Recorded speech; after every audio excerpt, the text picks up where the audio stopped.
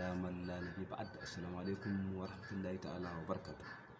Mes chers frères, nous voici donc cette fois-ci avec le jeûne du mois de Ramadan qui s'approche, raison pour laquelle nous avons jugé utile de faire un élément ou de vous transmettre un élément sur ce mois béni. Le mois de Ramadan ou le jeûne du mois de Ramadan a été instauré à l'an 2 de l'Hégire. C'est-à-dire que il était donc déjà à Médine sallallahu alayhi wa sallam lorsque le jeûne du mois de Ramadan a été décrété. C'était donc à l'an 2 de l'Hégire. Mais le terme jeûne était bien connu dans le monde arabe bien avant la révélation. En effet, il a été dit que les Quraysh ou les Qurayshis avaient l'habitude de jeûner Yom Ashura, le jour de Ashura, et la question leur avait été posée pourquoi ils jeûnaient ce jour-ci. Ils avaient répondu comme quoi leurs ancêtres avaient commis des péchés et pour se racheter, alors ils ont eu à jeûner. Et sallallahu alayhi wa sallam avait eu à jeûner ce jour-ci avec eux quand il était à la Mecque, d'après le hadith d'Aïcha radiallahu anha. Donc comme vous avez constaté, le jeûne est une pratique ancienne, une forme d'adoration ancienne, et le Saint-Coran nous confirme que ce n'est pas seulement cette communauté de Mohammed sallallahu alayhi wa sallam qui a commencé à le jeûner en disant Ya ayyuhal ladhina amanu kutiba alaykum siyam kama kutiba alal ladhina min qablikum la'allakum tattaqun. Oh vous qui avez cru, il vous a été prescrit le jeûne comme il a été prescrit à ceux qui vous ont précédés. Peut-être serez-vous pieux. Ibn Kathir rapporte en commentant ce passage que le jeûne en tant qu'adoration ancienne était pratiqué depuis le temps de Noé. C'est pour vous dire que c'est une ancienne pratique, une forme de culte ancienne qui a été connue par les peuples qui nous ont précédés.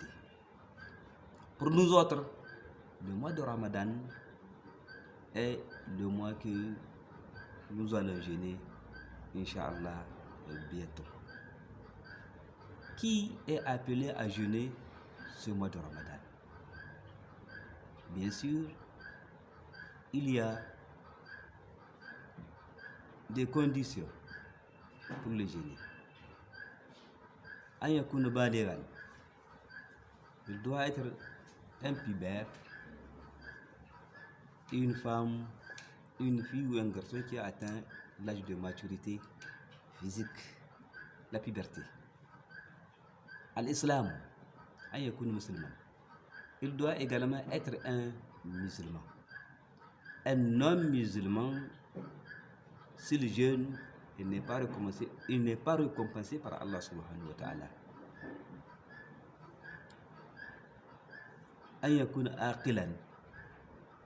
Il jouit de ses capacités intellectuelles. Un fou ne peut pas jeûner, ou même s'il jeûne, il n'a rien comme récompense sur son jeûne. Donc, la raison est nécessaire. De même, il doit être hurran, al-hurriya.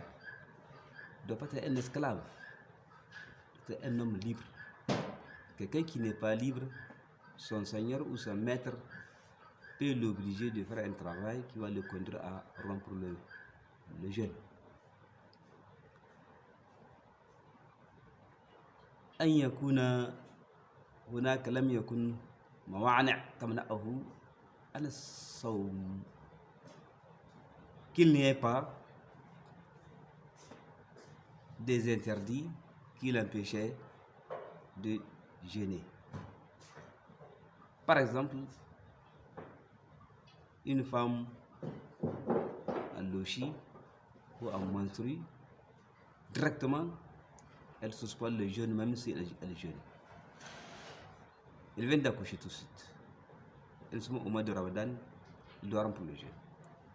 Elle vient d'avoir ses règles, elle doit rompre le jeûne.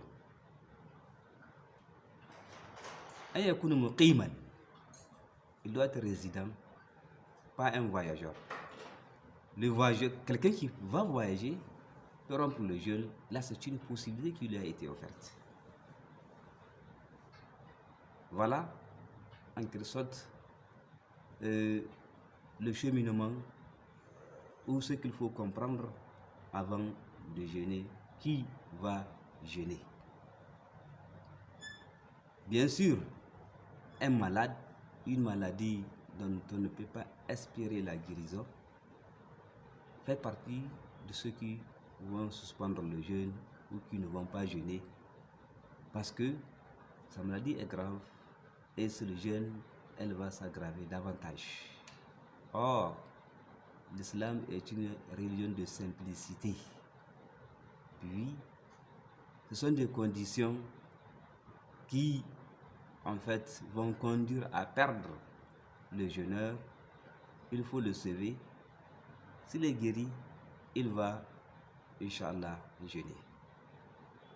Voilà donc pour ce qui est du jeûne ou de ces conditions que nous venons d'évoquer. Le mot jeûne a un sens en langue arabe qui veut dire imsak, s'abstenir de faire quelque chose. Un cheval peut s'abstenir de bouger. Ou quelqu'un peut s'abstenir de parler. Nous disons alors Sama anil kalam. Inni nadartu lirrahmani sawma. Comme il a été mentionné dans son Coran, la sourate Maryam. Eh bien, selon le lecteur en jurisprudence, le jeûne est le fait de s'abstenir de l'aube, depuis l'aube. Donc, on doit s'abstenir de consommer tout ce qui peut rendre invalide le jeûne, de boire, de manger, d'avoir des rapports intimes, donc depuis l'aube jusqu'au coucher du soleil, tout en ayant une intention que c'est un acte qui nous permet de nous rapprocher d'Allah subhanahu wa ta'ala, an-niyya. Ça, c'est une définition donc du jeûne. Le jeûneur doit donc observer pendant toute la journée son jeûne, le sauvegarder afin qu'il soit un jeûne accompli dans les conditions normales. Donc, il doit éviter tout acte qui va non seulement peut-être annuler même cette forme d'adoration ou carrément la rendre invalide ou bien la diminuer en récompense, tels que la médisance, la calomnie, les péchés, notamment les grands péchés, doivent être abandonnés. En dehors du mois de Ramadan, sont interdits. Au cours du mois de Ramadan, c'est encore plus sévère leur interdiction. Le musulman doit donc tout faire pendant ce mois pour être en contact avec Allah subhanahu wa ta'ala. لأن الصوم سر بين العبد وربه. Parce que le jeûne est un secret, un lien qui lie le serviteur à son Seigneur. Il doit conserver ce lien pendant ce mois afin de se purifier. Et la purification ici consiste à observer ce ce mois en le jeûnant, mais également en faisant de bonnes œuvres. Parmi ces bonnes œuvres, la lecture du Saint-Coran. Il a été révélé pendant le mois de Ramadan. Et il était de sa pratique, sallallahu alayhi wa sallam, de sa tradition, de lire en entier le Saint-Coran pendant le mois de Ramadan. L'année où il a rendu l'âme, il l'a révisé 2 fois en compagnie de son maître qui est Jibril, l'ange Gabriel, alayhi salam. Tout musulman doit se faire un programme, quel que soit son métier ou son boulot, s'organiser afin d'avoir un temps pour lire le Saint-Coran. Ceux qui l'ont déjà mémorisé, c'est une occasion de le répéter encore davantage. Chaque lettre, vous avez 10 récompenses. La sourate Fatiha a 120 ou quelques lettres. Voyez-vous la récompense 120 ou 113 multiplié par 10. C'est vraiment costaud. Qu'en est-il de ceux qui ont mémorisé le Saint-Coran en entier? C'est donc une occasion d'or, mes chers frères, pour apprendre le Saint-Coran, ceux qui ne l'ont pas appris. Profitez donc de cette occasion, cette période de moisson, pour récolter davantage les bienfaits de ce mois de Ramadan. Puis ensuite, les prières nocturnes, qu'on appelle Qiyam al-Layl. La célébration de ces prières nocturnes, donc leur célébration, permet aux musulmans de se rapprocher près d'Allah subhanahu wa ta'ala en les observant dans les mosquées. Mais nous sommes à un moment où cette maladie est en train de... toute forme de rassemblement a été interdit. Donc je crois que les musulmans vont prendre des précautions afin de célébrer ce mois dans des conditions qui sont les leurs. Les invocations, qui sont une arme dans la main des musulmans. Ces invocations sont multiformes et on peut les classer comme des formes de garantie ou d'assurance. Vous avez invocation assurance vie. Les matérialistes nous ont conduits à la perversion en faisant en sorte qu'il y a certains musulmans qui aujourd'hui ont des assurances vie. Vous allez prendre cette assurance, mourir, et tout on va verser de l'argent à vos enfants. Et si vous n'êtes pas un bon croyant, vous allez à l'enfer. Mais l'assurance qu'il nous a appris sallallahu alayhi wa sallam est que, en récitant par exemple la meilleure formule de l'invocation, plutôt du repentir, si la mort vous surprend dans la soirée, après la lecture de cette invocation, vous allez au paradis. Et si c'est de la matinée que vous arrivez à rendre l'âme, vous allez également au paradis. Allahumma anta rabbi, la ilaha illa anta khalaqtani wa ana ala wa'dika wa wa'dika masta'atu a'udhu bika min sharri ma sana'atu abu'u laka bi ni'matika alayya wa abu'u bi dhanbi faghfir li fa innahu la yaghfiru dhunuba illa anta. Ce passage est contenu dans Hisnul Muslim, donc la citadelle des musulmans ou la forteresse des musulmans. Ceux qui veulent comprendre, ils peuvent encore le dire davantage. C'est donc une assurance vie. Cette vie, nous allons la quitter. Elle est éphémère. C'est pour un laps de temps. Tout simplement une vie passagère. La meilleure vie, c'est dans le paradis. C'est le paradis. Alors, préparons-nous-en pendant ce mois de Ramadan pour obtenir le diplôme pour cette école qui est l'école de la spiritualité, le mois de Ramadan. Dans le verset qui a fait l'objet de la consécration de ce jeûne du mois de Ramadan, Allah disait Ya ayyuhalladhina amanu kutiba alaykum as-siyam kama kutiba ala alladhina min qablikum la'allakum tattaqun. Il a fini par la piété, la crainte d'Allah subhanahu wa ta'ala.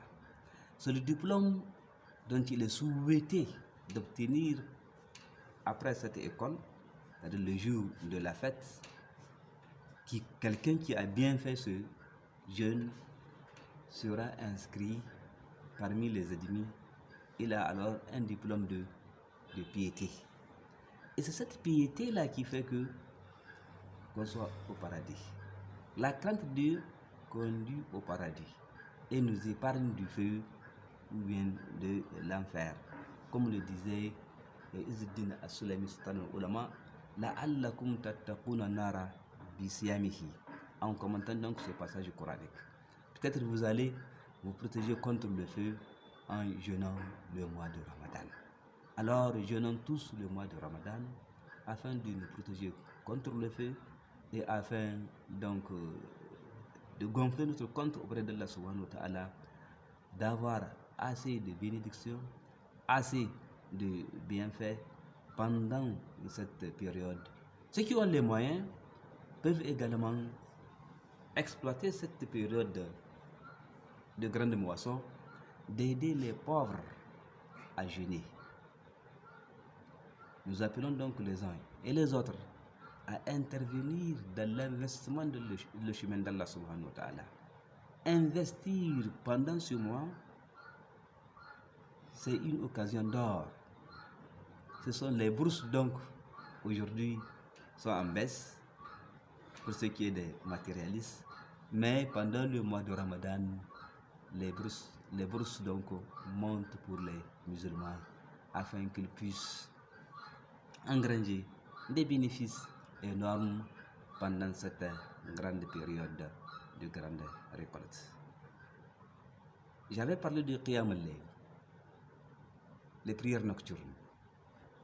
Elles permettent d'acquérir des grades auprès d'Allah subhanahu wa ta'ala, des positions. Être près d'Allah subhanahu wa ta'ala, ce n'est pas n'importe qui. Voilà donc une occasion également de profiter pour être auprès d'Allah subhanahu wa ta'ala. Les prières nocturnes, ce sont des pratiques des pieux. Elles font partie des pratiques des pieux. Mais aussi, elles permettent d'obtenir la rémission des péchés. Comme Ibn Rajab l'a expliqué dans son livre, La Ta'if al-Ma'arif, un livre que je recommande donc aux étudiants de chercher et de lire. À ma connaissance, il n'a pas été traduit en français. Jusque-là, c'est en arabe que nous l'avons. J'ai traduit une bonne partie pour ce qui est donc du mois de Ramadan et bien d'autres passages. Mais c'est un travail qui est de longue haleine. On ne peut pas le faire avec peu de temps. Les prières nocturnes aussi a tenu la position de l'attente d'Allah subhanahu wa ta'ala le jour de la résurrection. Nous serons tous ressuscités à attendre Allah afin de prononcer le jugement.